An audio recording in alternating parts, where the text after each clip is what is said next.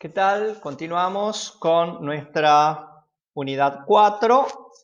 Vamos a ver ahora el punto F, el monofisismo y el concilio de Calcedonia. Habíamos visto la vez pasada cómo la fórmula de unión había llegado a conciliar un poco estas dos corrientes, la de Antioquía y la de Alejandría. A pesar de que era bastante claro, hubo alguien que se opuso. Este que se opuso fue Eutiques. ¿Por qué? Porque la fórmula que utilizaba el patriarca de Constantinopla, Proclo, para conciliar las teologías de Antioquía y Alejandría, decía dos naturalezas en una hipóstasis. Pero un teólogo, que era Archimandrita, en Constantinopla, Eutiques, quiso atenerse a las fórmulas estrictas de Cirilo de Alejandría y por lo tanto confesaba una doctrina monofisita. Monofisismo viene de monos, uno, y physis, que significa naturaleza. Por lo tanto, Eutiques rechaza la fórmula de la unión y su proposición era: confieso que nuestro Señor ha sido de dos naturalezas antes de la unión, pero después de la unión yo confieso una sola naturaleza. Y de esta manera, la naturaleza que él negaba era la humana, negaba la consubstancialidad con la naturaleza humana. Fue depuesto, fue excomulgado, apeló al Papa León y este confirma la condena contra Eutiques en una carta que se llama Tomus ad Flavianum.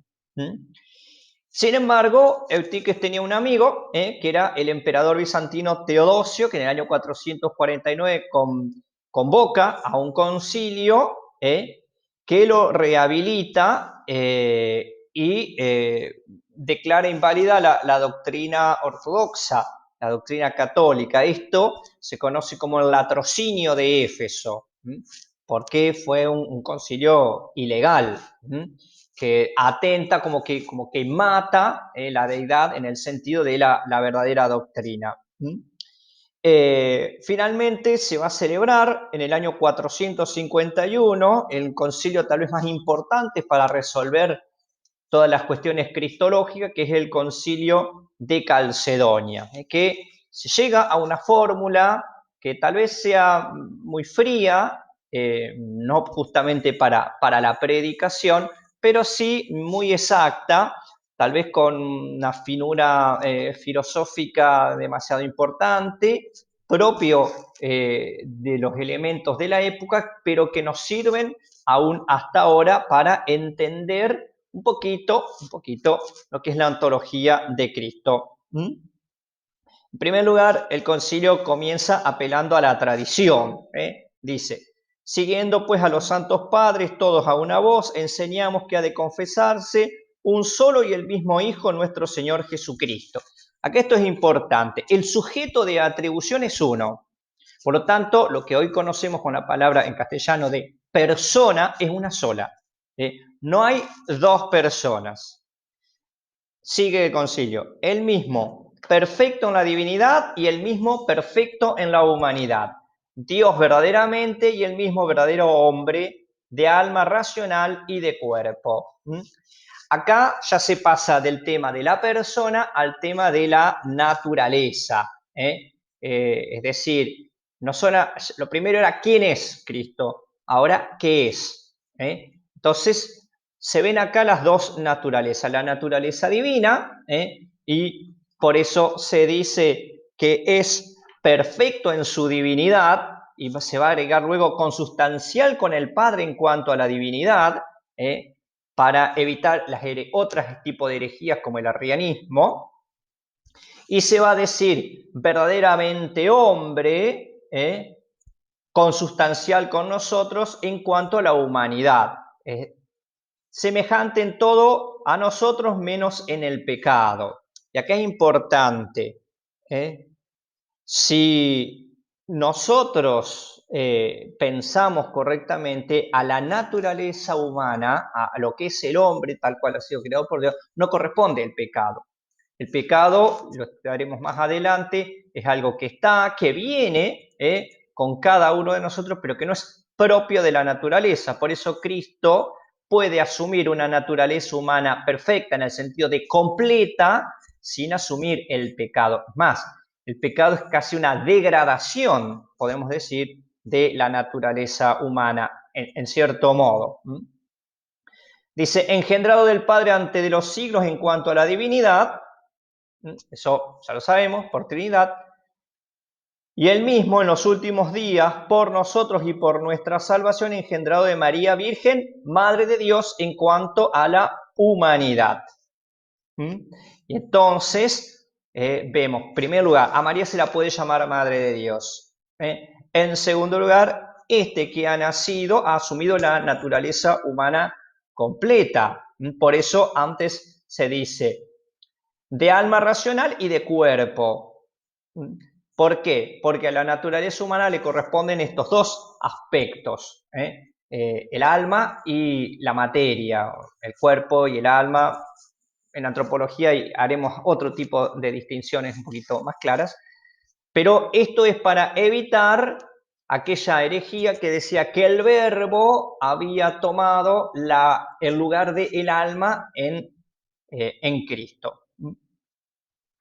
Bien, que ha de reconocerse un solo y el mismo Cristo, Hijo, Señor unigénito, en dos naturalezas. Y acá es importante, vuelvo a decir, una sola persona, que es divina, porque existía desde siempre, porque es eterno, pero que está en la tierra en dos naturalezas. La naturaleza divina, que nunca pierde, y la naturaleza humana, que es la que asume. En dos naturalezas, pues, sin confusión, no están mezcladas, ni hay una tercera cosa que venga de ellas. Sin cambio, no se transmuta una naturaleza en otra. Sin división, sin separación. ¿Por qué? Porque son dos naturalezas, pero es una única persona. No hay dos naturalezas, no es una especie de cosa bicéfala, dividida o esquizofrénica.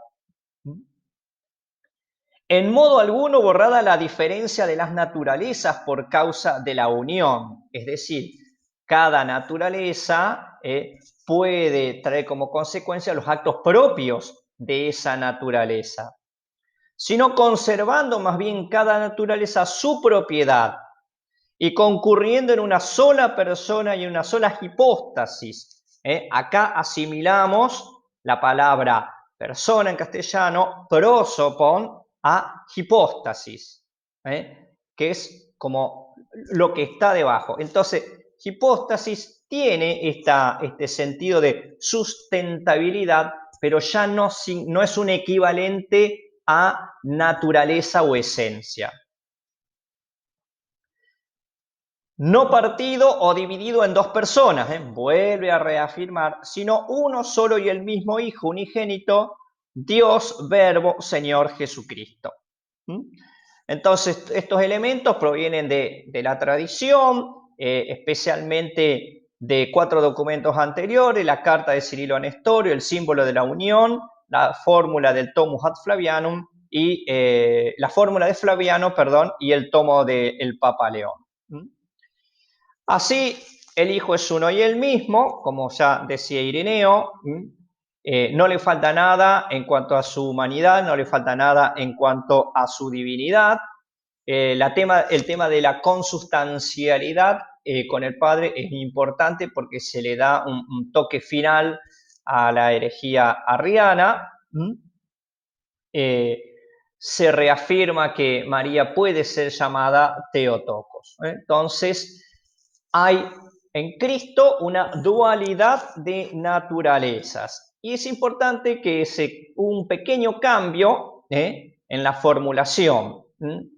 La fórmula de Flaviano decía de dos naturalezas. Y esto se prefirió cambiarlo porque el de podría significar proveniencia, es decir, podría llegar a pensarse que Cristo es de dos naturalezas, en cuanto que proviene de una naturaleza divina y de una humana, pero podría interpretarse de manera que da lugar a una tercera naturaleza o a una persona formada por la conjunción de esas naturalezas. Entonces se prefiere un prosopon o hipóstasis en dos naturalezas. De esta manera se mantiene la unidad de persona en la dualidad de naturalezas y queda definitivamente desterrado el monofisismo. Por eso es importante darnos cuenta de esto. Si ustedes entienden esto, van a entender toda la cristología. Si tienen una confusión en esto, van a tener una confusión en todo. Entonces, Jesucristo es una persona divina en dos naturalezas. No es persona humana, no es persona mixta, pero por haber asumido la naturaleza humana puede realizar todas las acciones y padecer todo lo que normalmente hace y padece cualquiera con naturaleza humana. Una sola persona, una sola hipóstasis. Y aquí queda definitivamente zanjado el asunto. Bueno, no definitivamente zanjado. Vamos a ver que hubo algo que el concilio supuso, pero no lo trató explícitamente, que intentó ser un revival del monofisismo. Pero eso lo veremos en el siguiente punto.